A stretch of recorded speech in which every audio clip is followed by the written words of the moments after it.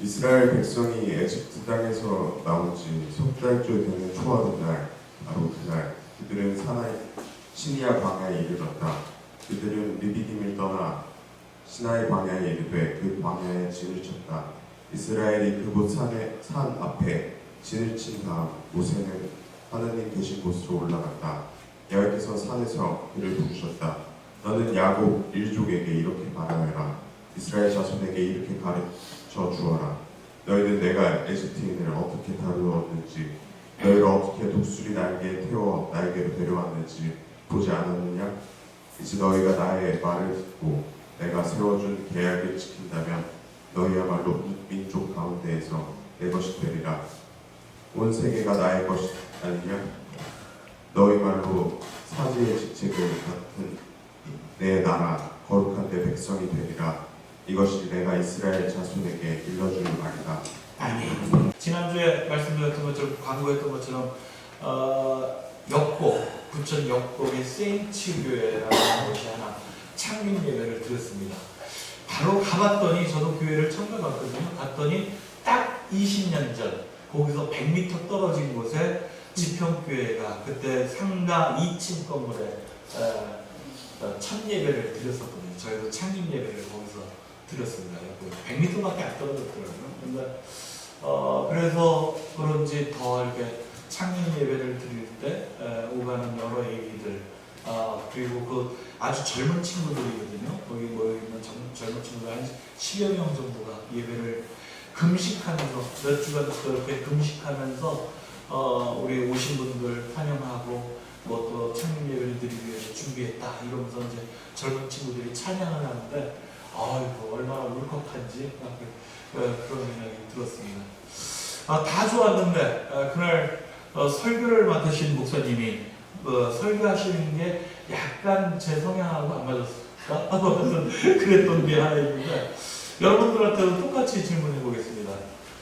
교회를, 예수를 왜 믿냐? 이러고 이제 물어보는 거예요. 여러분들 예수를 왜 믿습니까? 네? 예수를 왜 믿죠? 똑같은 반응이었어요. 그 목사님이 설교하실 때 저희 목사 장로들 막 외국에서 오신 분들은 대부분 그런 사람들이니까 그 목사 장로들한테 그 질문을 하시는데, 예수를 왜 믿으시죠? 하고 그러는데 여러분하고 똑같은 반응으로 꿀먹은 버버리죠. 묵묵부다. 아마 저런 질문을 다 하나 그랬는데, 그 목사님이 하신 말씀이 옛날만 같았으면, 이거 10년 전, 20년만 같았으면 우리 어르신들은 10초도 고민하지 않고, 아니 3초도 고민하지 않고 바로 대답했다. 100% 뭐라고? 천당 가려고. 그렇게 했다. 뭐 천당 가려고 하는 것이, 그것이 이제 내세의 어떤 우리가 죽어서 가는 세상을 얘기하는 거이긴 하죠. 뭐 그러니까 그 이후의 얘기들은 뭐 어떻게 되어졌다 하더라도, 옳고 그름을 떠나서 어쨌든 이 목사님이 하시려고 하는 말씀은, 우리가 예수를 믿는 이유, 교회를 나가는 이유, 이것이 나한테 정확히 뚜렷하게 나의 목적 의식성이 있는가라고 하는 것을 이제 질문한 거로 그렇게 좋게 받았습니다. 우리는 분명히 이런 것이 있어야죠. 예수를 왜 믿는가, 교회를 왜 다니는가라고 하는 자기 목적성, 이런 부분들을 정확히 갖고 있을 때, 그럴 때 별로 흔들리지 않습니다. 이거는 분명한 사실인 것 같아요. 내가 일주일에 한 번 피곤해서 쉬고 싶은 시간에 집에서 좀, 이때만큼은 하루 푹 쉬어줘야, 잠을 푹 자고야 그래야 일주일을 또 버틸 수 있는 체력을 충전하는데, 이렇게 생각함에도 불구하고 나오는 이유, 이런 것이 있어야 되는 거예요. 자기 목적성이. 이건 굉장히 중요한 거고요. 그것은 여러분들에게 뭐 제가 또 따로 천당 가기 위해서 나와야 됩니다, 뭐 이렇게 대답해 드리지 않습니다. 자기 목적성은 자신이 하나님과의 1:1 기도로서 그래서 찾으실 수 있는 우리 교우들 되기를 바랍니다. 다만 우리가 교회를 다니면서 그래도 옛날 분들의 이 확신에 찬 신앙 고백이 참 아름답게 느껴지면서도, 그러면서도 우리 한국 교회사에서 조금은 어려움을 겪게 만드는 왜곡되어진 것은 이런 측면이 하나 있지요. 나는 예수 믿는다 라고 교회에 등록했으니까 난 이제부터 구원받았어 라고 합니다. 그 구원받았다라고 하는 것을 마치 누군가에게 도장 쾅 받은 것처럼, 그래서 저 세상에 교회 나가지 않는 사람들과 나는 구별되어진다 라고 하는 것으로 확신하게 되어지면 그때부터는 굉장히 좀 어려움이 있습니다. 구원이라고 하는 것은 여러 번 말씀드렸지만 일회적으로 이루어지는 것이 아니라는 말씀이에요. 구원받은 분들 손 들어보세요. 부흥사들이 매번 그렇게 외치는 레파토리의 하나입니다. 여러분 구원받았습니까? 아멘. 이 대답이 성숙한 신앙인의 즉각적 반응이라고 우리는 알고 있는 그런 콘토 속에 있습니다. 좋죠. 확신에 찬 믿음 고백 좋습니다. 자기 목적성을 가지고 예수를 따르겠다라고 사람들 앞에서 확신에 찬 대답을 낼 수 있는 것, 아름다운 모습입니다. 하지만 구원은 그 부흥 집회 속에서만, 그 시간에만 자기 확신에 찬 대답으로 나오는 것이 되어서는 안 되는 일입니다. 구원받은 자는 자신의 일상 속에서 순간순간마다 사람들을 대하며 또는 사건들에 마주했을 때 정말 구원받은 자로서 노력하고 있는 삶의 증거들이 드러나져야 된다. 구원은 완료형이 아니라 현재 진행형으로 우리들 속에 들어오는 사건입니다. 그래서 구원의 사건을 통해서 우리는 날마다 십자가 앞에, 그래서 날마다 새로 태어나는, 거듭나는 그런 삶을 살아가는 그 신앙 고백이야말로 우리를 옛사람으로부터 경계하고 오늘 새로운 사람으로 살게 하는 그런 우리들의 하나님의 축복이다 라고 하는 것을 잊지 마시기 바랍니다. 여러분, 우리들의 말투, 태도, 생활, 습관, 새로운 삶의 목표, 이것은 우리가 정월 초하루 1월 1일 첫째 날에만 작심삼일의 그런 약속으로 결심하고 지내는 것이 아니라 이것은 매일같이 우리들의 아침에 눈을 떴을 때, 또 하루 잠자리에 들어올 때 나의 오늘 말투는, 나의 태도는, 나의 생활은 사람들과 함께 엮이면서 살아갔던 온 순간순간은 어떠했는지 조금씩 내가 하나님의 아들이라 고백하는 그분을 닮아 살아가고 있는지 그렇게 되돌아보는 우리 지평의 교우들이 되어야 합니다.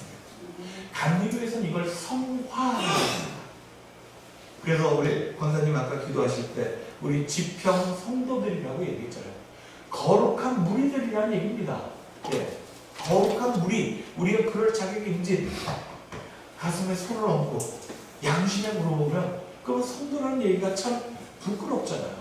목사들이 스스로 성직자? 아이고 참 10월 3일 날 뿐만 아니라 그 목사들이 지금 세상 속에서 하고 있는 얘기를 그 행태를, 그 뉴스 속에 나오는 여러 가지의 모습들을 보면 그럼 어떻게 감히 스스로 성직자라 그렇게 얘기할 수 있는지 이게 참 그런 일 아닙니까? 그러니까 이런 성화되어지는, 그렇게 거룩하게 나를 날마다 바꾸어 변화시키고 성숙해 가려는 그런 노력들이 우리 안에 끊기지 말아야 된다라고 하는 겁니다. 오늘 우리는 출애굽기의 말씀을 보고 있습니다. 출애굽기라고 하는 건 애굽으로부터 탈출한 기록이다라고 하는 것을 말 그대로 하는 엑소더스. 우리가 애굽이라고 하는 것은 물론 이제 파라오의 에집트의 지배로 식민지 백성으로 노예로 살고 있었던 자들이 모세라고 하는 걸출한 그런 지도자를 하나님께서 보내주셔서 그들을 통해 홍해바다를 건너서 광야를 지나 약속의 땅 가나안에 도착하는 바로 구약의 이 민족, 이스라엘 민족에 있어서는 하비루라고 하는 노예들이 히브리인들로 그렇게 바뀌어져가는 아주 역사적인, 정말 이게 큰 하나님의 역사를 고백하는 그런 본문이 바로 출애굽기다, 그렇게 얘기할 수 있습니다. 그러면 여러분들, 이 출애굽기의 주요 무대는 어디일까요? 주요 무대는 애굽으로부터 노예살이하고 있었던 그 에집트 땅입니까? 아니면 하나님께서 약속하신, 축복하신 그 젖과 꿀이 흐른다고 하는 이 가나안 땅입니까? 그러지 않습니다. 출애굽기의 주요 무대는 바로 광야일 수밖에 없습니다. 그들이 40여 년, 우리가 그렇게 얘기할 때 얼마나 걸렸는지 이걸 알 수 없죠. 마치 서초동이나 방화문에 몇만 명이 모였다 막 이런 얘기하는 것 자체가 의미 없는 것처럼, 광야에서의 몇십 년이냐 이것은 그렇게 의미 없는 숫자입니다. 다만 신앙적으로 의미가 있는 40년이라고 하는 그 횟수만큼 이들은 광야에 오랜 세월 동안 머무르며 그곳을 통과하여 젖과 꿀이 흐르는 약속의 땅에 도달하였다. 이것이 중요한 거예요. 이 주요 무대인 광야에서의 생활, 이것이 출애굽을 기록한 이유입니다. 굳이 하나님께서 이스라엘 민족을 사랑하시고 내가 너희를 택한 나의 백성, 내 소유라 이렇게 축복하실 것 같으면, 그러면 애굽으로부터 딱 구출하자마자 가나안 땅에 바로 그냥 이게 며칠이면 되는 그런 일입니다. 그런 며칠이면 되는 그런 일을 하나님의 역사가, 그러면 더더욱 놀랄 거 아니에요?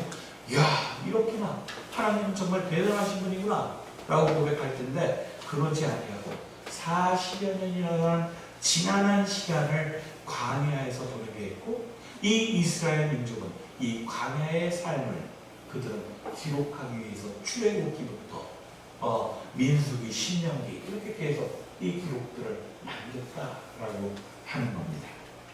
오늘 그 구절들을 보면서 우리는 이 하나님은 이 이스라엘 민족의 어떤 분이신가라고 하는 것을 보여주고 있습니다. 자, 1절부터 제가 다시 한번 읽겠습니다. 이스라엘 백성이 이집트 땅에서 나온 지 석 달째 되는 초하루 날, 바로 그날 그들은 시나이 광야에 이르렀다. 시내산이 있는 곳입니다. 그들은 르비딤을 떠나 시나이 광야에 이르러 그 광야에 진을 쳤습니다. 그리고 그곳 산 앞에 진을 친 다음 베이스 캠프를 찾았다는 얘기예요. 모세는 하나님 계신 곳으로 올라갔다. 산 위로 올라가는 것, 그것은 거룩한 하나님을 만나는 장소입니다. 이곳에서 모세는 하나님을 만나게 되어지고 그의 말씀을 듣습니다. 이 이후의 장면들을 우리가 기억하고 있어요. 석 달째 되는 초하룻날 어떤 사건이 벌어졌냐? 드디어 광야 생활을 하면서 지지부진하게 막 이런저런 경험들을 막 겪었는데, 그런 마치 군대 가면 아까 훈련소를 거치고 자부대에 배치받는 것처럼 훈련소 생활이 석 달째나 지났다는 거예요. 석 달간 그렇게 훈련하고 나서 이 시내산에서 하나님은 그래, 이제 너네가 기초훈련이 끝났구나. 이 기초훈련이 끝났으니 이제 진짜로 너희들이 나의 군사가 되고 나의 백성이 되고 나의 증인이 되어서 하나님 나라 바로 그것을 이루어라. 그리고 이제 자대배치 시키려고 하는 겁니다. 그러기 위해서 그 모세를 시내산으로 부르시고 그곳에서 어떤 사건? 10계명을 이제 모세에게 내려주신 거예요. 이 10가지 계명을 돌판에 새기어서 그 민족에게 줌으로써 아까 말씀드렸던 노예로 살았던 이 민족은 드디어 히브리라고 하는, 히브리인, 우리가 보통 이렇게 얘기하잖아요. 히브리라고 하는 민족이 되어진 겁니다. 노예는 사실은 부족도 아니고 이거는 집단이 아니잖아요. 노예는 개개인적으로 사람 이하의 그런 가치 존재를 할 수 없는 그런 존재로 살아가던 사람들인데, 떠돌이들인데, 그런 사람들을 하나의 민족으로 만들어내는 그 사건이 이 하나님의 10계명을 주신 이 약속, 이 사건이다라고 하는 겁니다. 그러면서 이 어마어마한 순간에 하나님은 그들에게 약속해 줍니다. 너는 야곱 일족에게 이렇게 말해라. 이스라엘 자손에게 이렇게 가르쳐 주어라. 4절입니다. 너희는 내가 이집트인들을 어떻게 다루었는지, 너희를 어떻게 독수리 날개에 태워 나에게 데려왔는지 보지 않았느냐. 내가 저 간악한 에집트의 파라오의 마음을 어떻게 흔들고 10가지 재앙을 내려서 너희들을 빼내왔는지, 그리고 너희들이 광야 생활에 먹을 것도 없고 마실 것도 없을 때, 또는 거기에 살고 있는 원주민이나 또 다른 부족들에게 공격을 받아서 공경에 처했을 때, 죽을 지경에 땅바닥에 바닥 엎드려 있을 때에 너희들을 일으키고 구름기둥과 불기둥으로 인도해 왔는지 너희들이 잘 알지 않느냐? 그 모든 것들을 다 포함해서 어떻게 비유했습니까? 독수리 날개에 태워 나에게 데려왔는지. 그냥 이걸 쉽게 읽고 넘어가면요, 아까 처음에 말씀드렸죠? 하나님께서 우리가 아는 전능하신 하나님, 그래서 정말 모든 걸 다 하실 수 있는 슈퍼파워, 막 이런 하나님이라면, 그러면 에집트에서 그렇게 10가지 재앙식이나 시간 끌 필요도 없을 것이고, 그저 탁 데리고 와서 단 며칠 만에 약속의 땅에 데리고 오시면 되는 거잖아요. 이런 이미지가 독수리 날개에 태워 쉥 하고 가나안 땅에 도착하면 되는 것으로, 우리 독수리 날개를 타는 것을 이미지를 생각하고 있습니다. 근데 그럴까요? 예. 독수리 날개에 태워 너희들을 여기까지 데리고 왔다, 보호하였다 라는 이 독수리 날개에 탔다 라는 말, 이 단어, 이것을 사실은 이 시대의 이스라엘인들은 어떻게 받아들였는가 라고 하는 것을 우리 살펴봐야 한다 이겁니다. 하나님께서 말씀하신 겁니다. 그러면 이 말씀을 듣고 있는 상대는 누굽니까? 모세지요. 모세가 이 하나님께서 내가 너희를 독수리 날개에 태워 여기까지 인도해왔다 라는 말씀을 어떻게 들었는지 신명기서의 말씀입니다. 신명기 32장에 보면 이 모세는 이렇게 이스라엘 백성들에게 얘기합니다. 독수리가 보금자리를 흔들어 놓고 파닥거리며 떨어지는 새끼를 향해 달려 내려와서 날개를 펼쳐 받아 올리고 그 죽지로 어버나르듯 야훼불로 그를 인도해 주셨다. 새끼가 나뭇가지 위에 보금자리를 만들어 놓고 그 안에 새끼가 있는데, 그 보금자리를 흔드는 게 다른 어떤 뱀이나 뭐 다른 어떤 그 날짐승들 이런 것들이 아닙니다. 누구? 어미독수리가. 어미독수리가 이 보금자리를 흔들어서 새끼를 떨어뜨렸대요. 이게 뭐냐? 독수리가 새끼들을 훈련시키고 있는 거예요. 날만할 즈음에 계속해서 보금자리에 있으면 그러면 얘네들이 자기가 분명히 엄마가 볼 때에는 이제는 날 수 있는데, 그리고 날아가야 되는 때인데 아직도 보금자리에서 엄마가 먹여다 주는 이 모이만 입을 벌려서 짹짹거리면서 받아먹고 있는 새끼들을 강하게 훈련시키기 위해 보금자리를 흔들었다는 겁니다. 그리고 새끼가 떨어질 때에, 그래서 자기 힘으로 날 수 있으면 날겠지만 그 떨어지는 경험부터 경험하게 하고 어미새가 휙 날아서 어깨 쭉 쥐고 태워서 다시 보금자리로 데리고 옵니다. 독수리의 새끼 훈련법입니다. 그렇게 몇 번을 계속해서 반복해서 훈련을 시키면서 새끼는 나는 것부터 배우지 않습니다. 떨어지는 것부터 배우는데, 그래서 저 땅바닥으로 곤두박질 칠 때의 두려움, 그 속에서 자신을 안전하게 그럼에도 생명을 지켜주는 어미새에 대한 감사함, 이런 것들을 배우게 되어진 거죠. 모세는 광야로 나오기 이전부터 홍해바다로 가르고 나올 때부터 수많은 이스라엘 민족들, 아직은 민족이라 이름 붙일 수 없는 노예 근성이 그대로 남아있는 무리들에게 여러 차례 공격을 받습니다. 왜 우리를 데리고 나왔느냐? 차라리 애굽의 가마솥 그 바로 고기 가마 옆에서 살게 했더라면 우리가 지금 이렇게 먹을 것 없어서 죽을 지경에 오지는 않지 않겠느냐? 모세를 공격하는 수많은 사건들 앞에 직면하게 되어집니다.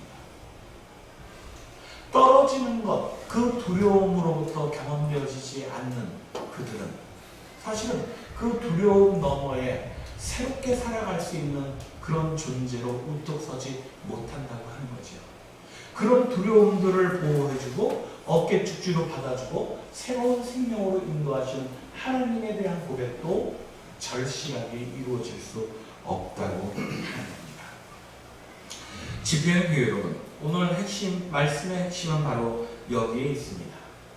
하나님께서는 계속해서 말씀하십니다. 이제 너희가 나의 말을 듣고 내가 세워준 계약을 지킨다면 너희야말로 뭇 민족 가운데 내 것이 되리라. 온 세계가 나의 것이 아니냐.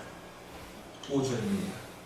여기서 너희는 내 것이 되겠다라고 하는 것을 개역개정 성경에서는 나의 소유가 될 것이고 라고 얘기를 합니다. 이 소유라고 하는 이 단어는 사실은 본뜻의 히브리어의 본뜻을 보면 보배, 금은 보화 이런 의미를 가지고 있어요. 여러분 집에 혹시 금은 보화 어디다가 놓으셨어요? 그냥 찬장 뭐 아무데나 이렇게 툭 놔두시나요? 네. 가장 귀한 것이라는 거잖아요. 집에 갖고 있는 것 중에서 가장 값진 것 어떤 겁니까? 혹시 뭐 그걸 뭐라 그러나? 골드바 그래서 금 이렇게 되어져 있는 이런 거 혹시 뭐 이렇게 집에 몇 개 가지고 계신 분들 있으신지 모르겠습니다. 이런 건 어디다 두죠? 예. 2중, 3중으로 채워져 그런 거. 네? 그런 것들이 지금 갖고 계셔야 되는데. 근데 여러분들은 아마 이런 골드바 이런 거 가지고 있어도 그런 거는 에이 뭐 재물이 뭐라고 그리고서 바로 교회 갖다서 던져놓으시고 오히려 여러분들은 성경책 이런 거 중요한 거 아닙니까? 이런 거 잘 보실 것 같은데 어쨌든 제일 귀한 것 이것은 가장 소중하게 보관하는 거예요. 그리고 가끔씩 흔해 봅니다. 먹지 않아도 배부르다는 얘기가 그런 거였어요. 금은보화를 쳐다보기만 해도 흐뭇하고 배부르잖아요. 여러분들한테는 혹시 자식들이, 우리의 자녀들이 그런 금은보화 아닌가요? 어린 자녀가 있다면 더더욱 느낌이 가실 것 같은데 그냥 막 개구장이 짓하고 막 이러다가도 그러다가 나중에 잠든 모습 이렇게 보면 너무 천사 같잖아요. 방문을 열고 나가다가도 다시 한번 쓱 와서 얼굴 한번 봅니다. 세상에 가장 귀한 내 보화. 그냥 보는 것만으로도 자신이 살아가는 힘을 얻고 참 기쁨을 느끼게 됩니다. 금은보화는 그런 거예요. 내 소유라고 하는 것은 그런 겁니다. 내 것이라 하나님께서 말씀해 주신 것은 바로 이 민족을 바라보면서 이스라엘 백성들의 사는 모습을 하나님께서 보시면서 흐뭇하고 당신이 하나님을 창조하기를 참 잘했구나 이렇게 감탄하는 그런 존재들이 되어졌다라고 하는 얘기입니다. 여러분 우리들 한 사람 한 사람이다. 그리스도인이 되어졌다. 예수를 믿었다. 구원을 받았다. 라고 하는 그 고백은 내가 비록 정말 세상 속에 어떤 기구쟁이로 어떤 악인으로 살아가더라도 하나님은 우리를 바라보면서 가장 귀한 것이다. 너는 내 소유라. 나의 금은 뭐하라. 그렇게 하는 존재가 되어졌다라고 하는 얘기입니다. 그러니 어떻게 우리가 내 삶에서 나는 금빛, 이 빛나는 광채를 내가 자꾸 다른 세상의 때로 얼룩덜룩 그렇게 묻히며 살아갈 수 있겠습니까? 매일같이 쓸고 닦아야죠. 그 빛나는 광채가 하나님의 영광을 드러낼 수 있을 때까지 내 삶의 그 증거가 하나님의 역사임을 세상 속에 밝은 등불로 비출 수 있을 때까지 그렇게 쓸고 닦는 것, 그것이 바로 그리스도인들의 삶이 되어야 한다는 겁니다. 집회의 교회 여러분, 우리 시대는 지금 이 민족은 광야를 지나고 있는 겁니다. 어두운 터널을 아직도 빠져서 나오지 않았어요. 근데 지금이 바로 축복의 시간이고 지금이 우리가 성숙해져가는 구원의 시간인 줄 믿습니다. 일제 치하 시대 때 또는 군부 독재 시절에 말도 안 되는 그런 접근들 하에서는 우리들은 그냥 우리가 당하고 있는 인권 유린이라든지 성차별이라든지 봉건적 잔재들에 의해서 억누르고 탄압받더라도 그것을 참고 견뎌야 되는 당연한 일상으로 받아들였습니다. 하지만 지금은 어떻습니까?